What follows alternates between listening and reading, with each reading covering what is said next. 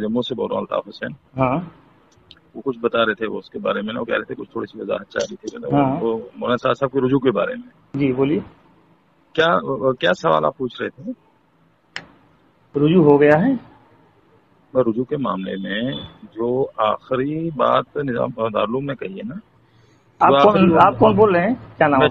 جموں سے الطاف حسین بول رہا ہوں. ہاں ٹھیک بولیے. تو اس میں دارالعلوم نے یہ بات کہی کہ یہ بھائی موسیٰ علیہ السلام کے تعلق سے باقی باتوں کے بارے میں تو ہو گیا، لیکن موسیٰ علیہ السلام کا جو اعلان وہ رجوع کے معاملے میں کوئی بھی بات ان کی نہیں، بلکہ وہ مکمل رجوع کریں. ٹھیک. اس کے بعد مولانا صاحب نے رجوع کی دو شکلیں تھیں. ایک یہ تھا کہ بھائی اس کا اعلان کریں، اور دوسرا یہ تھا کہ بھائی اس کی تحریر کا معاملہ تو وہ فوراً کیا تھا، لیکن دارالعلوم نے کہا کہ نہیں بھائی ہم نے ان سے کہہ دیا وہ اب خود کریں. جی. اس کے بعد ان کا یہ تقاضا تھا کہ بھائی آپ جو ہے اس کا اعلان کریں.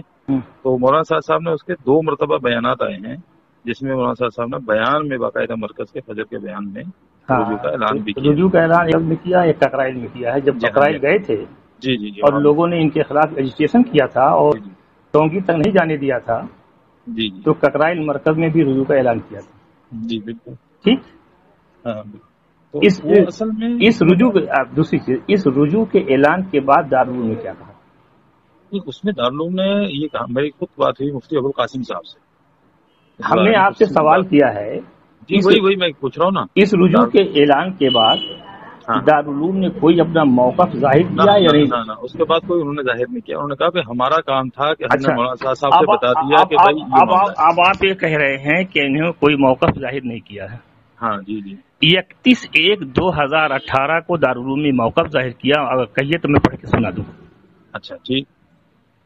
1 منٹ میں اصل میں آپ میرے واٹس ایپ پہ بھیج دیجیے. کون سی تاریخ کو؟ 31/1/2018. اصل میں جب انہوں نے موسیٰ علیہ السلام کے بارے میں رجوع کیا تو دیش ودیش ہر جگہ سے فون آ رہا تھا کہ اب تو موسیٰ علیہ السلام کے بارے میں رجوع کر دیا. ٹھیک. اب دارالعلوم کی کیا وضاحت ہے؟ ٹھیک. 31/1/2018 مولانا سعد صاحب کے رجوع کے سلسلے میں ضروری وضاحت. گزشتہ دنوں جناب مولانا سعد صاحب کے حضرت موسیٰ علیہ السلام کے واقعہ سے رجوع کے اعلان کے بعد ملک اور بیرون ملک سے لوگ دارالعلوم دیوبند کے موقف سے متعلق مسلسل استفسار کر رہے ہیں. اس موقع سے یہ وضاحت ضروری ہے کہ مولانا سعد صاحب کے رجوع کے اس ایک واقعے کے حد تک تو قابل اطمینان قرار دیا جا سکتا ہے، لیکن دارالعلوم کے موقف میں اصلاً مولانا کی جس فکری اور بے راہ روی پر تشویش کا اظہار کیا گیا تھا اس سے صرف نظر نہیں کیا جا سکتا.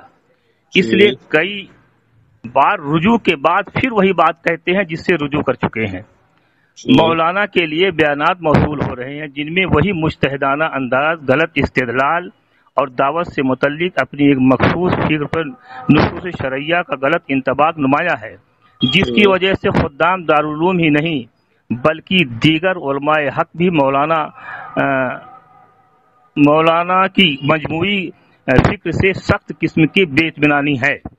ہمارا یہ ماننا ہے کہ اکابر رحم اللہ کی فکر سے معمولی انحراف بھی شدید نقصان دہ ہے. مولانا کے اپنے بیات میں مجتہدانہ انداز اختیار کرنا چاہیے اور اسلاف کے طریقے پر گامزن رہنا چاہیے. نصوص شرعیہ سے ذاتی اجتہاد کا سلسلہ بند کرنا چاہیے، کیونکہ مولانا کے ان 2 روز کیا ہے اذکار اور شہادت سے ایسا لگتا ہے کہ خدا نخواستہ کسی ایسی جدید جماعت کی تشکیل دے رہے ہیں جو اہل سنت والجماعت سے خاص طور پر اپنے اکابر مقصد سے مختلف ہوگی. اللہ ہم سب کو اکابر اسلاف کے طریقے پر چلنے کی ثابت قدم رہنے کی امین رکھے. تو اب تو دارالعلوم نے کہہ دیا کہ اہل سنت والجماعت سے ہٹ کے ایک الگ جماعت کے بنانے کے در پہ ہیں. آپ سے میں صرف ایک بات عرض کرتا ہوں. ہاں بولیے. ایک بات ہے، یہ 2018 کی جو آپ بات سنا رہے ہیں اور اس کے بعد سے دارالعلوم کے ساتھ ان کی جو مولانا سعد صاحب کی اور مرکز کی جو مراسلت ہوئی ہے وہ آپ کی نظر میں ہے؟ دکھائیے. وہ نہیں میں کیا کہہ رہا ہوں، آپ کو اس کے بعد کے ان کے تعلقات جو ہوئے ہیں دارالعلوم کے ساتھ یا ان کے جو اسفار ہوئے ہیں اس کے بارے میں آپ، میں اسی لیے کہہ رہا ہوں نا ہم کو نہیں معلوم ہے آج کی، وہی میں کہہ رہا ہوں. آپ دیکھیے آپ یو پی کے رہنے والے ہیں. یو پی کے رہنے والے ہیں ہم. تو آپ سے دارالعلوم قریب ہے کہ دور ہے؟ قریب ہے. आप दारुलूम में जाइए। दारुलूम तो कह रहा है नहीं, आप 2018 की बात को पेश करके आज के मौक़िफ़ को नहीं कह सकते। देखिए मैं ये कह रहा हूँ, एक मेरी बात सुन लीजिए। जी, हम दारुलूम की उस बात को मानेंगे जो दारुलूम के लेटर पैड पर होगी, ठीक। और उसके बाद दारुलूम ने 7/5/2018 को फिर एक वो वजाहतनामा किया। अच्छा, इसको भी पढ़ देता हूँ। अम्माबाद, इधर हफ्तों से मीडिया पर खबर गर्ज कर रही है कि मौलाना साद कांदहली साहब के बाद बयानात से मुतल्लिक दारुलूम देवबंद ने अपने जिस मौक़िफ़ का इजहार किया था जिस पर दारुलूम देवबंद अब तक कायम है, खुद दारुलूम देवबंद के बाद मौक़िर असातिज़ा इससे इख्तलाफ है। जाहिर है कि इस खिलाफ तवक्को खबर से एक बड़ा तबका जो सही सूरत हाल से पूरे तौर पर वाकिफ नहीं है, शुकूक और शुबहात में मुब्तला हो सकता है और आज सरे नौ एक नई और बेफायदा बहस शुरू हो सकती है। इसलिए दारुलूम देवबंद के खुद्दाम एक बार फिर इस बात की वजाहत जरूरी समझते हैं कि दारुलूम देवबंद के मौक़िर असातिज़ा और मुफ्तियान कराम अपने मौक़िफ़ पर कायम है। इस मौक़िफ़ के बारे में कोई इख्तलाफ नहीं। जो उन्होंने मौक़िफ़ जाहिर किया था मौलाना साद साहब के बारे में, उस इस वक्त की पोजीशन आप कैसे सही साबित कर सकेंगे 2018 की बात को लेकर? अच्छा, दारुलूम का कोई वजाहतनामा दिखा दीजिए उसके लेकर। नहीं, वजाहतनामा नहीं, हम आपसे कह रहे हैं आप दारुलूम में खुद तशरीफ ले जाइए। हाँ, तो वहाँ जाकर के वहाँ के जो मोहतरम साहब हैं या वहाँ के जो मोहतरम साहब की बात को ही हम कहेंगे।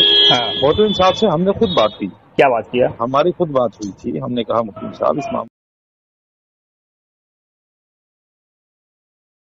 जो आखिरी तहरीर हमारी तरफ से गई है उसमें ये उनसे मुतालबा किया गया है कि इससे वो रुजू करके ऐलान करें। हमने कोई तहरीर नहीं मांगी है। अब वो ऐलान करें, वो करें, उनका काम है। और हमें हमारी इल्म में नहीं है कि उन्होंने ऐसा कोई ऐलान किया है कि नहीं किया है। और यही मसला है जिसको कुछ लोग कहते हैं कि मसला साफ नहीं हुआ है। अब हमें कोई चीज नहीं चाहिए, अब उनको ऐलान करना चाहिए, क्योंकि ये मसला जो था हम अब भी कहते हैं मूसा अलैहिस्सलाम के सिलसिले में ये कहना कि उन्होंने 40 रात दावत का अमल छोड़ दिया, ये बहुत बड़ा इल्जाम है नबी के ऊपर।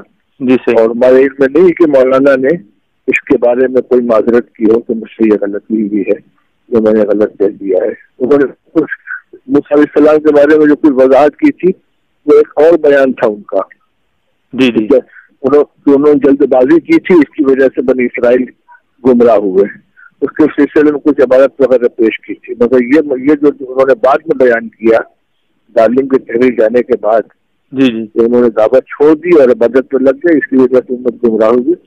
हमने कहा था कि भाई इसके बारे में आप ऐलान कीजिए, क्योंकि ये बात बहुत फैल चुकी थी। मरकज की मस्जिद में उन्होंने बयान किया था, लेकिन हमने उसकी कोई तहरीर नहीं मांगी कि हमको लिख कर दीजिए, ऐलान आम करें, बस ये है मसला। मैं ये कह रहा हूँ कि जो दारुलूम का इस वक्त की बात है आप उसको लीजिए। पिछली बातें तो बहुत सी हुई भी और खत्म भी हुई। दारुलूम का इस वक्त क्या बात है कि इनके जो गलत बयानात है उससे दारुलूम मुतमईन है? नहीं, वो मैं कह रहा हूँ कि आप पिछले बयानात की बात तो उन्होंने कहा रुजू कर दिया। रुजू जो अल्ताफ साहब एक मिनट, रुजू जो कर दिया उस रुजू पर दारुलूम ने बेइत्मीनानी का इजहार किया है। जी, ठीक।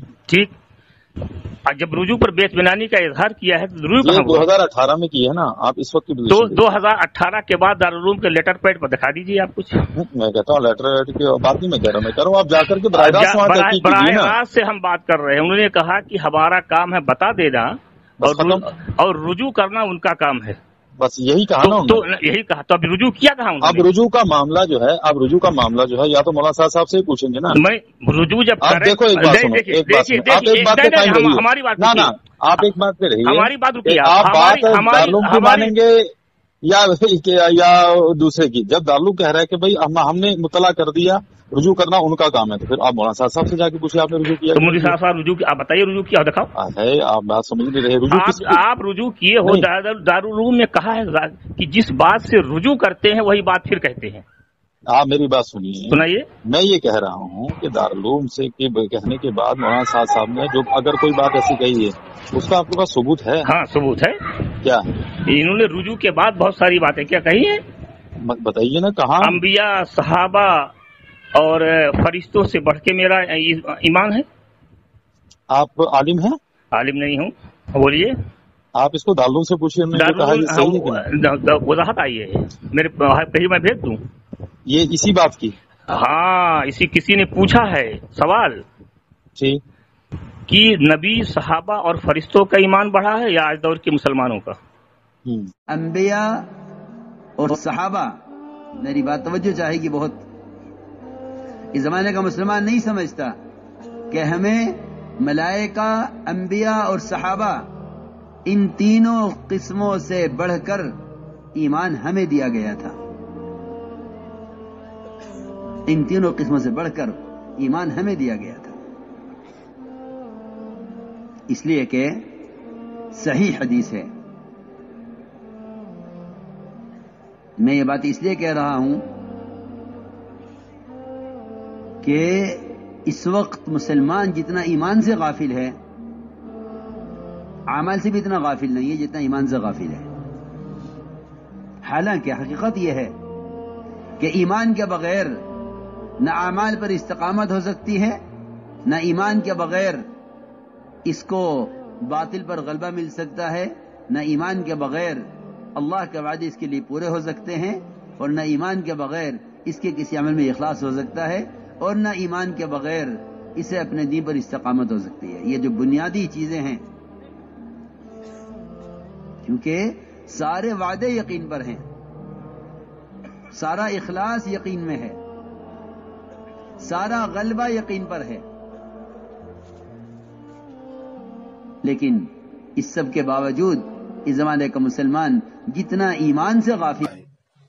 اب میں درمیان کا حصہ چھوڑ کر آگے چلتا ہوں. ایک روایت وعن عبد بن شعیب عن ابیہ عن جدہ رضی اللہ تعالی عنہ قال قال رسول اللہ صلی اللہ علیہ وسلم ای الخلق اعجب الیکم ایمانا قالوا الملائکۃ قال وما لهم لا يؤمنون وهم عند ربهم قالوا فالنبیون قال وما لهم لا يؤمنون والوحی ينزل عليهم قالوا فنحن قال وما لكم لا تؤمنون وانا بين اظهركم قال فقال رسول الله صلى الله عليه وسلم ان اعجب الخلق الي ایمانا لقوم يكونون من بعد يجدون صحفا فيها كتاب يؤمنون بما فيها او كما قال رسول اللہ صلی اللہ علیہ وسلم.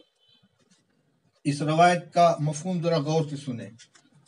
رسول اللہ صلی اللہ علیہ وسلم نے ارشاد فرمایا، صحابہ کرام رضی اللہ تعالیٰ عنہ کو مخاطب کر کے ایک سوال کیا کہ یہ بتلاؤ کہ مخلوق میں ایمان کے اعتبار سے تمہارے نزدیک سب سے زیادہ پسندیدہ کون ہے؟ اور اعجب کا لفظ عین جیم با کے مادے سے بنا ہے جس میں تعجب کا معنی بھی پایا جاتا ہے. تو اعجب الیکم کا مطلب ایمان کے اعتبار سے تمام مخلوق میں تمہارے نزدیک کون سے لوگ سب سے زیادہ پسندیدہ ہیں، یا یوں کہیے کہ کس کا ایمان سب سے زیادہ قابل تعجب ہے. صحابہ رضی اللہ تعالیٰ عنہ نے فرمایا کہ الملائکۃ، ملائکہ کا ایمان سب سے زیادہ بہتر، سب سے زیادہ پسندیدہ ہوگا. رسول اللہ صلی اللہ علیہ وسلم نے فرمایا وہ کیوں نہ ایمان لائیں جبکہ وہ اپنے پروردگار کے پاس موجود ہیں. ان کے لیے ایمان لانے کے اندر کون سی حیرت کی بات ہے یا کون سا معنی ہے؟ لوگوں نے کہا پھر انبیاء علیہ السلام. آپ نے ارشاد فرمایا کہ انبیاء علیہ السلام کیوں نہ ایمان لائیں جبکہ خود وہی ان کے اوپر نازل ہو رہی ہے. کہنے لگے پھر ہم، آپ نے فرمایا تم کیوں نہیں ایمان لاؤ جبکہ میں تمہارے درمیان موجود ہوں. راوی کہتے پھر رسول اللہ صلی اللہ علیہ وسلم نے ارشاد فرمایا کہ تمام مخلوق میں میرے نزدیک ایمان کے اعتبار سے سب سے زیادہ پسندیدہ یا سب سے زیادہ قابل تعجب وہ لوگ ہیں کہ جو میرے بعد آئیں گے. وہ کچھ صحیفے پائیں گے جس میں اللہ کی کتاب لکھی ہوئی ہوگی اور اس صحیفے میں جو کچھ ہے اس کے اوپر ایمان لے آئیں گے. اب اس روایت سے اس میں فضیلت بیان نہیں کی گئی ہے، نہ ایمان کی قوت بیان کی گئی ہے، بلکہ اس مضمون کو بیان کیا گیا ہے کہ ایمان لانے کے جو محرکات ہو سکتے ہیں. ایک انبیاء، ایک فرشتوں کی جماعت ہے جو پروردگار کے حضور میں موجود ہے، ان کے لیے کوئی مانع نہیں، وہ براہ راست ایمان لانے والے ہیں. انبیاء علیہ السلام کے اوپر خود اللہ کی طرف سے وحی نازل ہوتی ہے، ان کے لیے کوئی مانع نہیں ہے. اسی طرح صحابہ کرام رضی اللہ تعالیٰ عنہم نے نبی کریم صلی اللہ علیہ وسلم کی ذات کا مشاہدہ کیا، آپ پر نازل ہونے والی وحی کو انہوں نے سنا، آپ کے معجزات کو دیکھا، ان کے لیے ایمان لانے کا محرک موجود ہے۔ لیکن جو لوگ آپ کے صحابہ کرام رضی اللہ تعالیٰ عنہ کے بعد پیدا ہوئے، انہوں نے نہ بذات خود حضور کا مشاہدہ کیا، نہ آپ کے معجزات کو دیکھا، نہ اس مبارک زمانے کو پایا، پھر بھی اللہ نے ان کو ایمان کی توفیق عطا فرمائی، تو موانع موجود ہونے کے باوجود اور محرکات قویہ کے غیر موجود ہونے کے باوجود ان کا ایمان لانا، ان کا ایمان لے آنا یہ اعجب ہے۔ یہ تفصیل مجھے اس لیے بیان کرنی پڑ گئی کہ بعض حضرات اس روایت کی تشریح اس طرح کرتے ہیں کہ ہمیں انبیاء علیہ السلام اور صحابہ کرام اور فرشتوں سے زیادہ قوی ایمان دیا گیا ہے۔ میں پوری یقین کے ساتھ کہتا ہوں کہ اس میں ایمان کی قوت کا تذکرہ نہیں ہے۔ یقیناً انبیاء علیہ السلام کا ایمان ہم سب سے امت سے بڑھ کر ہے، اور صحابہ رضی اللہ تعالیٰ عنہم کے اندر بھی حضرات شیخین اور ان میں بھی صدیق اکبر رضی اللہ تعالیٰ عنہ کے ایمان سب سے قوی ہے۔ اس لیے قوت کے اعتبار سے یہاں مقابلہ نہیں کیا جا رہا ہے، ترتیب نہیں بیان کی جا رہی ہے، بلکہ اعجب ہونے کو بیان کیا جا رہا ہے کہ کوئی محرک نہیں ہے بلکہ موانع موجود ہیں، اس کے باوجود ایمان کی توفیق مل جانا یہ پسندیدہ اور باعث تعجب ہو سکتا ہے۔ اور معجزہ نبی کے ساتھ خاص نہیں ہے، دعوت کے ساتھ خاص ہے، یہ کہا ہے انہوں نے۔ اس کے بعد وہ مجھے معلوم نہیں، ہاں یہ سن لیجیے۔ جبکہ مفتی کفایت اللہ صاحب تعلیم الاسلام میں لکھی ہیں کہ معجزہ نبی کے ساتھ خاص ہے۔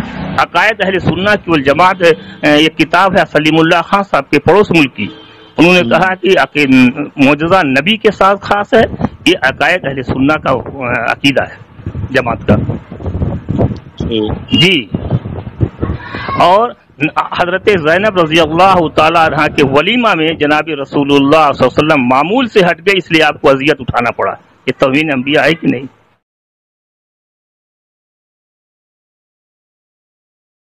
حضور اکرم صلی اللہ علیہ وسلم نے تمام شادیوں میں کہیں پنیر کھلایا، کہیں کھجوریں تقسیم کر دی، کہیں چھوارے بکھیر دیے، فرمایا کھاؤ تمہاری ماں کا ولیمہ ہے۔ آج اگر کوئی چھوارے کھلا دے ولیمے میں، کوئی ولیمہ نہیں مانے گا، کوئی اس کو ولیمہ نہیں مانے گا، حالانکہ عین سنت ہے، عین سنت ہے، ایک شادی نہیں، ساری شادیاں ایسی ہیں سوائے حضرت زینب رضی اللہ تعالیٰ عنہ کی شادی کے، اس میں آپ نے گوشت روٹی کا انتظام کیا۔ حضرت زینب فخر کرتی تھی اس پر کہ میرے نکاح میں گوشت روٹی کا انتظام ہوا ہے۔ اللہ کی شان، جو آپ کی جو شادی آپ کے معمول سے ہٹی، اسی شادی میں آپ کو اذیت ہوئی۔ عجیب بات ہے یہ، جو شادی آپ کے معمول سے ہٹی اسی میں آپ کو اذیت ہوئی۔ نبی کی طریقہ ہی جو ہے معمول ہی یہ جو ہے ہمارے لیے رہبر ہے، تو حضور کی یہ بات کہنے کی کس کی جرت ہے کہ حضور معمول سے ہٹ گئے، جبکہ سورہ نجم میں اللہ تعالیٰ فرماتے ہیں نبی اپنی طرف سے کچھ نہیں کہتے، جو میں کہتا ہوں کرتا۔ تو اس طریقے سے کہنا کہ نبی معمول سے ہٹ گئے، حضور پہ بھی الزام ہے اور اللہ پہ بھی الزام ہے۔ تو اس قسم کی باتوں کو جو چلایا جائے گا، دیوبند مجبور ہے کہنے کے لیے کہ اہل سنت والجمہور کے راستے سے ہٹ رہے ہیں، جو بلا شبہ گمراہی کا راستہ ہے۔